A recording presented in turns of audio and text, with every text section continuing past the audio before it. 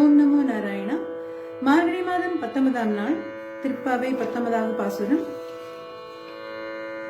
கொத்து விளக்கெரிய கோட்டுக்கால் கட்டில் மேல், கொத்து விளக்கெரிய கோட்டுக்கால் கட்டில் மேல், மெத்தென்று பஞ்சசயனத்தில் மேலேறி, மெத்தென்று பஞ்சசயனத்தில் மேலேறி, கொத்தனார் பூங்குழல் நப்பினை கொங்கை மேல், கொத்தனார் பூங்குழல் நப்பினை கொங்கை மேல், வைத்து கிடந்த மலர் மார்யா வாய் திறவாய், வைத்து கிடந்த மலர் மார்யா வாய் திறவாய், மைத்தடம் கண்ணினாய் நீ உன்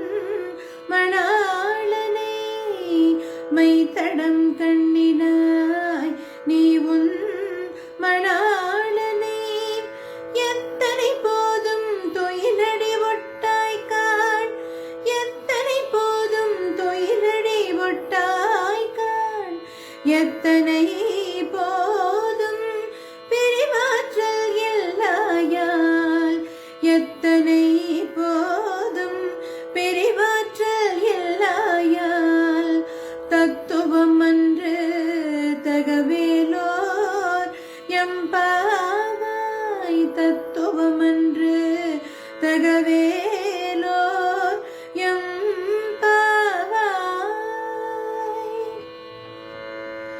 In the last verse, Andal was requesting Nappinai, the daughter-in-law of Nandagopa, to recommend to Sri Krishna to respond to their call.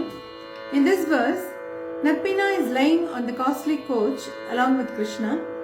The cot stands on 4 ivory bases, the ivory for which was obtained by Krishna by his valorous act of plucking the 4 tusks from the murderous mighty elephant Kuvaliyapeta. Being the wife of a great hero, she cannot get sleep anywhere else except on such a cot. The reference to the various kinds of pleasures in this stanza is a suggestion by Andal that all gopis should get them in Sri Krishna's company, and only for that reason Nappinai is keeping company with him. If you don't ensure this, you surely don't have mercy. Andal rebukes Nappinai. Om Namo Narayana. மார்கழி மாதம் 19ஆம் நாள் திருப்பாவை 19வது பாசுரம்.